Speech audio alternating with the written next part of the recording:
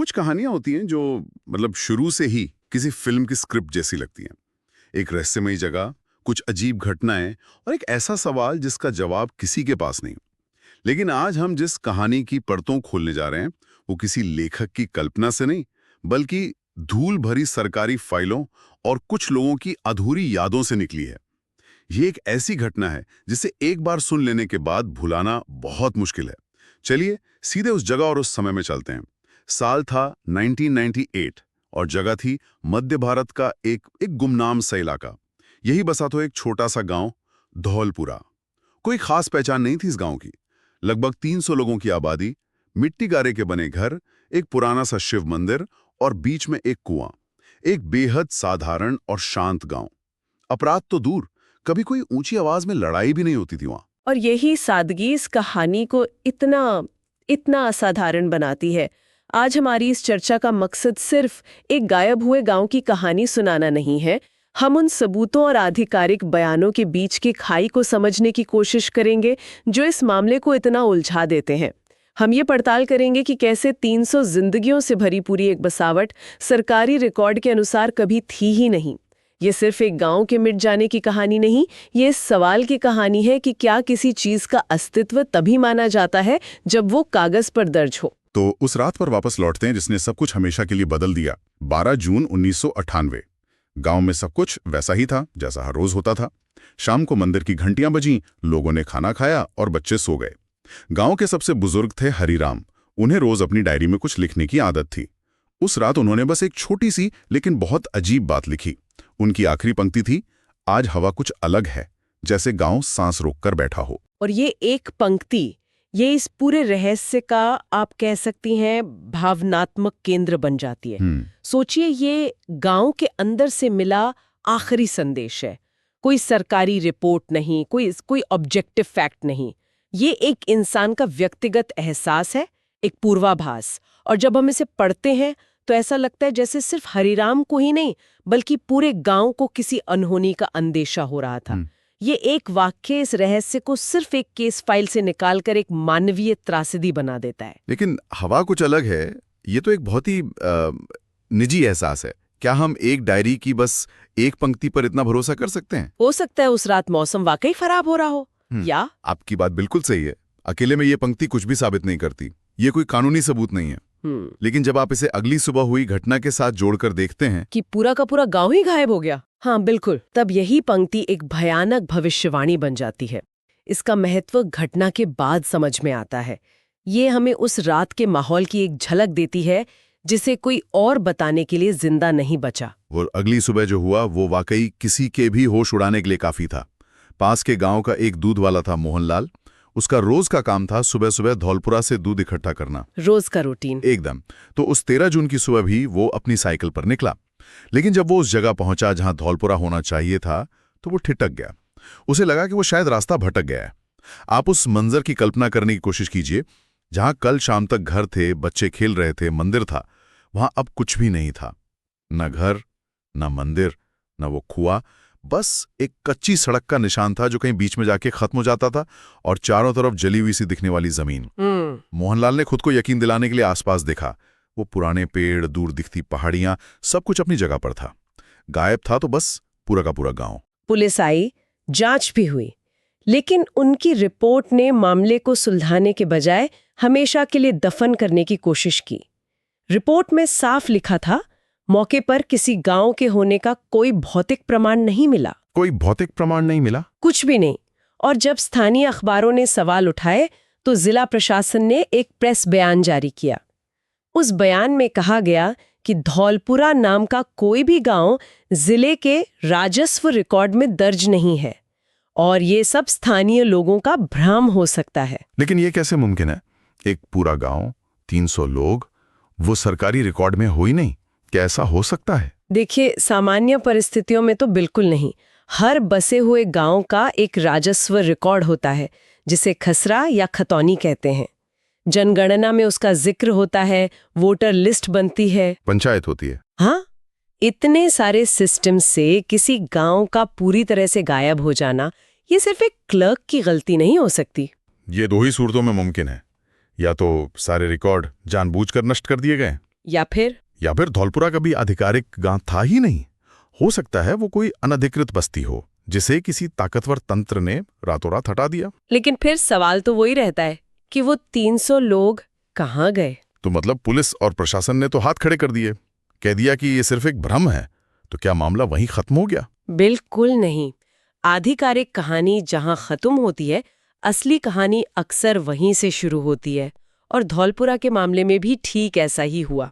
सरकार ने तो फाइल बंद कर दी, लेकिन कुछ ऐसे सुराग पीछे छूट गए थे जिन्हें नजरअंदाज करना नामुमकिन था। तो अगर सरकारी रिकॉर्ड में कुछ नहीं था तो क्या लोगों की यादों में भी कुछ नहीं था? मोहनलाल के अलावा कोई और गवाह नहीं था? गवाह थे, लेकिन वो भी एक एक करके रहस्य बनते चले गए। पहला सुराग मिला एक रिटायर्ड रेलवे कर्मचारी रघुवीर सिंह की एक पुरानी डायरी से। वो उस इलाके की एक छोटी लाइन पर काम करते थे। उनकी डायरी में कई जगह एक एंट्री मिली, धौलपुरा स्टेशन 2 मिनट का स्टॉप। 1 minute station? लेकिन आपने कहा वो तो एक छोटा सा गांव था। हाँ, और यही तो पहेली थी, क्योंकि रेलवे के आधिकारिक नक्शों और रिकॉर्ड्स में उस पूरे सेक्शन में कभी कोई स्टेशन था ही नहीं। जब कुछ स्थानीय लोगों ने रघुवीर सिंह से इस बारे में पूछा तो उनका जवाब बहुत सीधा लेकिन डरावना था।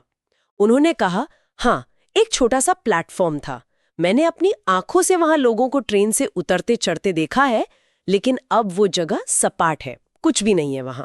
और फिर? इस बयान के ठीक 3 दिन बाद रघुवीर सिंह अपने घर से निकले और कभी वापस नहीं लौटे। वो भी लापता हो गए। ये तो बहुत बहुत गंभीर मोड़ है। एक गायब गांव की कहानी अब लोगों के गायब होने तक पहुंच गई। लेकिन क्या ये सिर्फ एक संयोग नहीं हो सकता कि वो कहीं और चले गए हों? हो सकता है, बिल्कुल हो सकता है। लेकिन जब किसी अनसुलझे मामले में सबूत देने वाले लोग एक एक करके गायब होने लगे तो जांचकर्ता इसे एक पैटर्न के तौर पर देखते हैं। मतलब गवाहों का सफाया? कुछ वैसा ही। ये इस बात की ओर इशारा करता है कि कोई ऐसी ताकत है जो नहीं चाहती कि धौलपुरा से जुड़े सुराग दुनिया के सामने आएं। रघुवीर सिंह का गायब होना इस कहानी को एक साधारण रहस्य से निकालकर एक खतरनाक साजिश की तरफ ले जाता है। और ये सिलसिला यहीं नहीं रुका। एक और व्यक्ति था जो इस सच की तह तक पहुंचना चाहता था। एक युवा पत्रकार, अनिल वर्मा।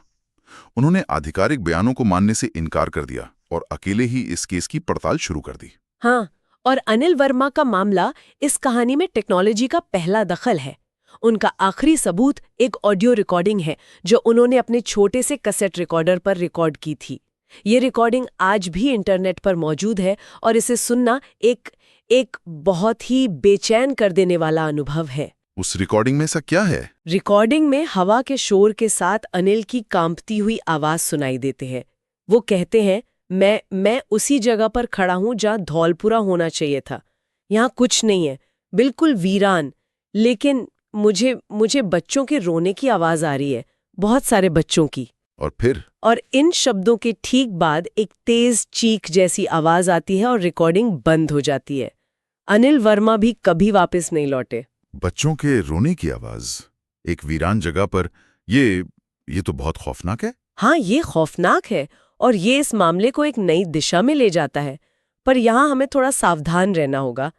एक ऑडियो रिकॉर्डिंग में सुनी गई आवाजों की पुष्टि करना बहुत मुश्किल होता है। सही बात है। ये एक शक्तिशाली भावनात्मक सबूत है जो सीधे सुनने वाले के दिलो दिमाग पर असर करता है, लेकिन फोरेंसिक रूप से ये बहुत कमजोर है। हो सकता है हवा का शोर हो या किसी जानवर की आवाज हो। फिर भी रिकॉर्डिंग के तुरंत बाद उनका गायब हो जाना इसे नजरअंदाज करना नामुमकिन बना देता है। और ये कहानी सिर्फ 1998 में खत्म नहीं होती। इसके तार आज के डिजिटल दौर से भी जुड़े हैं। बिल्कुल।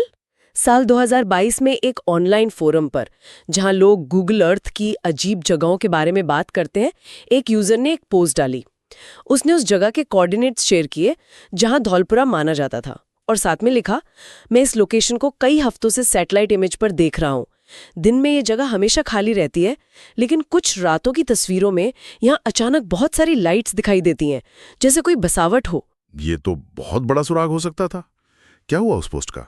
यहीं पर वही पुराना पैटर्न दोहराया गया। मतलब वो भी गायब? जैसे रघुवीर सिंह और अनिल वर्मा गायब हुए, वैसे ही ये डिजिटल सबूत भी गायब हो गया।